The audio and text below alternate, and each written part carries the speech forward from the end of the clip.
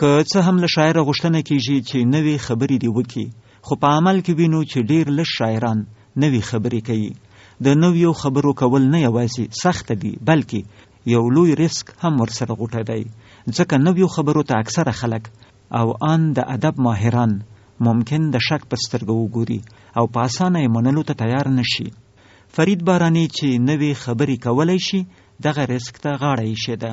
دغه ځوان شاعر په بادغیس کې دنیا ته راغلی او په هرات کې اوسېدلی دی.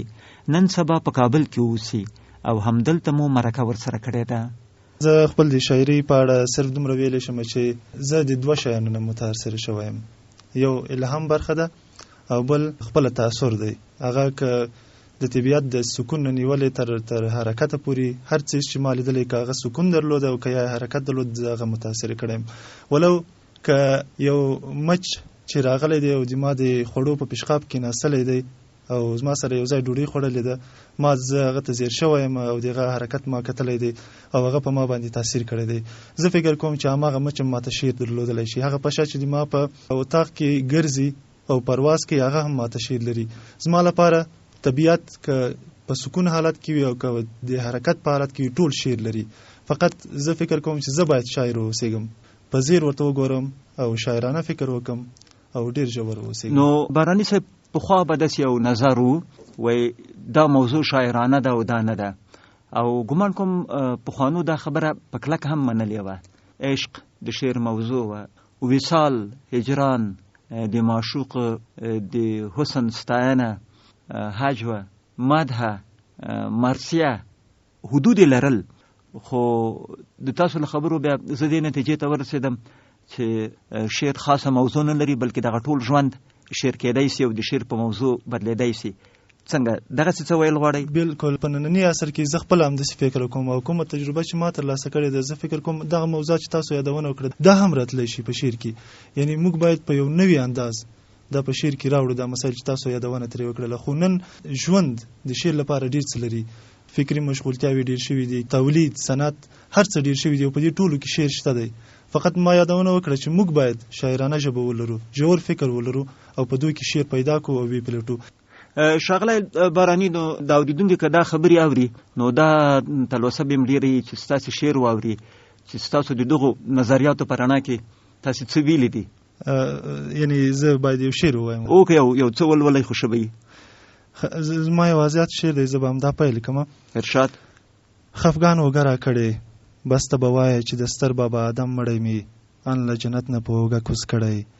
سګرټ مې لاس کې مړ شو، پیچلی دود یې لا هم زما د ستړې خاموشۍ له وجې په توره شپه کې ورک ګوګړ لټوي. نور به تر څو ټپروم لاسونه، پرېمږده چې غرق ویده شم. یوې سودا او یو قمار لرم زړه شوی دی، چپه پښتۍ مې په قرآن خالی ده. ولې دې لاس راته اوږه کې کېښود، پرېږده چې خپل د بخت تندی ازمایم. اوه یاره کیلي رانه د کلوب دننه ماته شوله، دا پریشانی به اوس په چا وپلورم. دلته انسان او بازار دواړه له خامو ورستو خښتو جوړ دي. دلته انسان او بازار دواړه له خامو ورستو خښتو جوړ دي. ډېر عالي. خبرې هم ډېرې نوې وې، ګمان کوم ټولې جملې نوې وې زما لپاره. یو ځای مې ویلي ووایي چپه پښتۍ مې په قرآن خالی ده، دغسې وه؟ بله. او په دې باندې بیا پوه نه شوم مطلب څه. زه فکر کوم چې دا به یوه اسطوره وي. عموما د آدم او د حوا یادونه چې په اسلامي ټولنه کې شته ده، دا په اسلام کې نشته. په قرآن کریم کې حتی یو ځلې هم د حوا نوم نه دی اخیستل شوی. خو دا هغه اسطورې دي چې د تورات نه یا د یهودیت نه اسلام ته راغلي دي. په هغه وخت کې کله چې یهودان راتلل او مسلمانان کېده او دغه اسطورې بیا د ځان سره اسلام ته راوړلې او په مسلمانانو کې خپرې شولې. خو دا اسطوره عموما په ټولنه کې عامه ده او زه به مجبور شوی یم چې دا په شعر کې راوړم. هغه حقیقت چې په تاریخ کې، هغه حقیقت چې په ساینس کې، او هغه حقیقت چې په هنر کې او په شعر کې، هغه فرق سره لري. په هغه موږ بحث نه کوو. ستاسو منظور دا دی چې د خلقت په باره کې له موجودو روایتونو او افسانو سره سم، حداقل موږ په د اسلامي حوزه کې یا په د سامي حوزه کې کنه په دې کې وایي چې بی حوا د آدم علیه السلام له چپې پښتۍ پیدا شوه. نو ته وایي چې له چپې پښتۍ چې پیدا شوه، هغه چپه پښتۍ اوس تشه ده، خالي ده. داسې څه ویل غواړئ؟ همداسې یو څه مې انځور کړي دي. بله کېدای شي یو بل څه هم ولولئ اوس. دلته د شپو پتن کې د یو ستړي زړه غوغا ویده ده. زلا د خونې د کړکۍ سره خواله کومه، سکوت سندري وایي، لانده کالی می د تنو په سر ګډیږي راته. تیارې می غېږ کې نیسي، د تاک له ذهن نه پیالې تشیږي. ونې شودې کوي او پسونه ورته پاڼې شلوي. زما د لاس تیږه اوبو ته لویږي، سپوږمۍ خوځېږي د دنیا په یو بل سر کې. ګرمي ډېرېږي او ستا زړه ډوبېږي. ډېر علي. دې نظم نوم درلود؟ نوم یې متاسفانه نه ده ورته ټاکلی. څنګه دا یو خو غزل له پخوا دا رواج وایي غزل که نوم هم ونه لري پروا نه کوي، او نظمونه څنګه نوم باید ولري که نه؟ زه فکر کوم چې وی لري ښه دی، خو زما نظمونه یې نه لري. نوم خو داسې یو نکته یې چې په هغه کې دغه نظم تمرکز پیدا کوي که نه؟ لوستونکي ته وایي چې زما موضوع له دغه محوره راچورلي، څنګه لوستونکي سره یا اوریدونکي سره یو کومک نه کیږي؟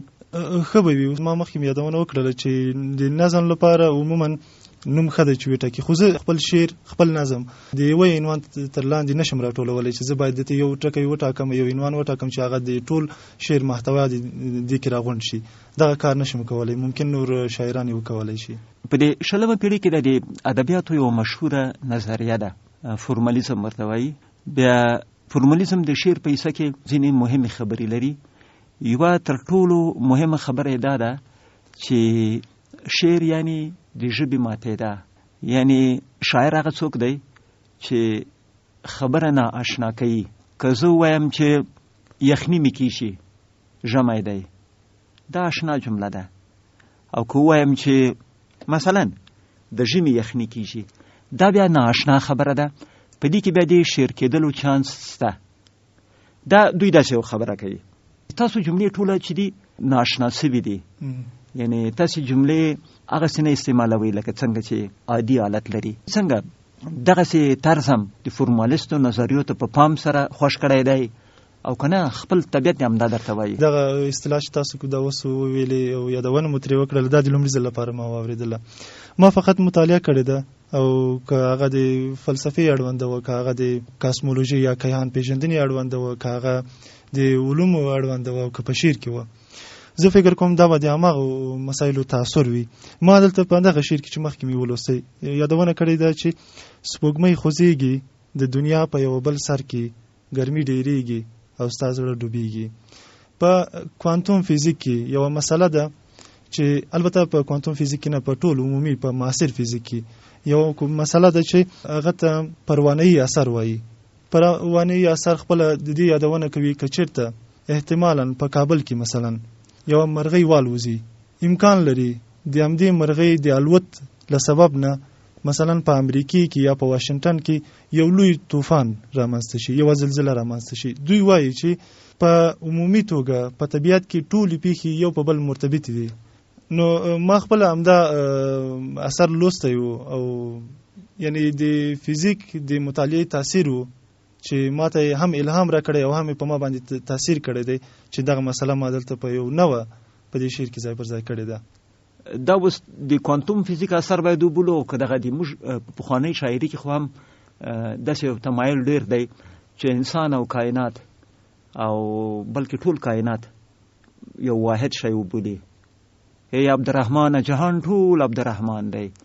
نو که ټول جهان عبدالرحمني، نو که د دنیا په یو بل کنج کې یو مرغۍ والوزي، نو عبدالرحمن باید متاثر شي، ځکه چې دا یو واحده سلسله ده که نه؟ یو وحدت پکې دی. څنګه دغسې تعبیر یې بیا نسو کولی؟ دلته چې کوم څه ما راویستي و هغه فقط د هغه څه نه و چې ما لوستی و.